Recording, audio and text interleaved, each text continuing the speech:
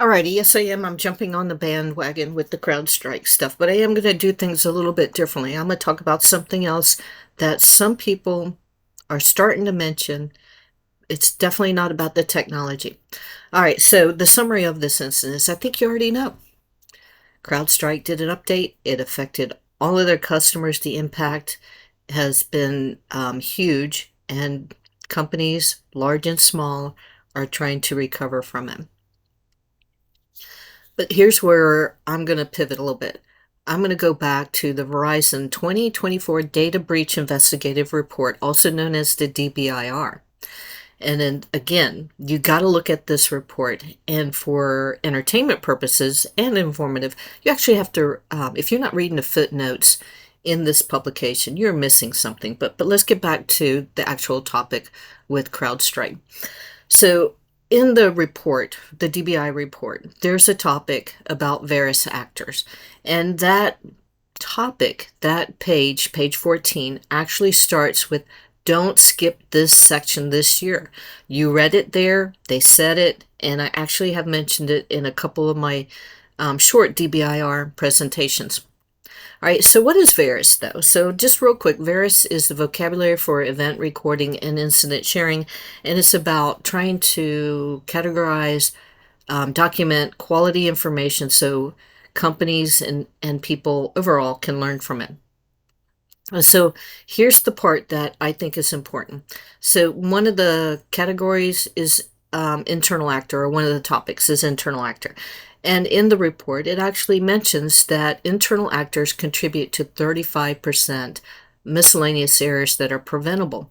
And so this is different than the malicious actors that may be internal, right? And so in this situation, the internal actor is on the CrowdStrike team, and CrowdStrike is your partner.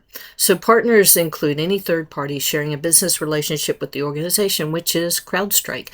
And so if you read this little snippet that I got, I'll read it real quick. Partners include any third party sharing a business relationship with the organization, includes suppliers, vendors, hosting providers, outsourced IT support, where some level of trust and privilege is usually implied between these business partners.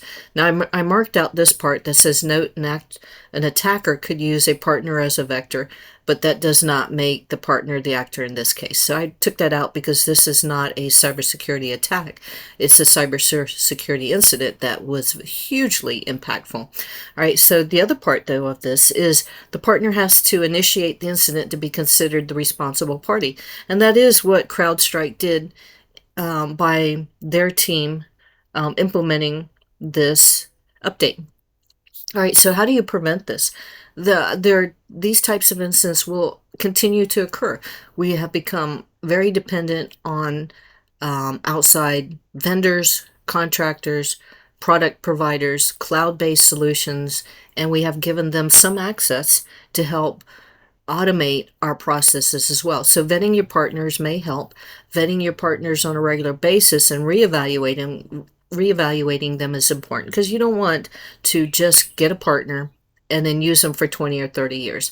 Having a great response team is important, because that's where this kind of tips the boat. If you have a great response team and you have a adequate amount of employees, you're not running super lean all the time and counting on people not to go on vacation. You have to have a great response team, and you have to have processes and policies in place that help your response teams react, recover, and fix. And then so backup and restore processes are important. And then so, but here's the other part, specifically for this one. Know your decryption keys, know where they're located, because every PC, like in BitLocker, every PC has their own decryption key, and to get to the part to fix this or recover this, you have to have that key. I'm sure there are other processes to take care of that, but that's the easiest way. All right, so the impact. This was a huge impact, but don't forget there are people involved, and this is the part that's a little bit different. We will never know all of the circumstances or the holes in the cheese on this one or future ones unless it comes out in lawsuits and court cases. The solutions are important. Analysis and review is important. Finger pointing is not necessary. The analysis will help figure out what happened and will help teams learn how to reduce this and prevent it in the future.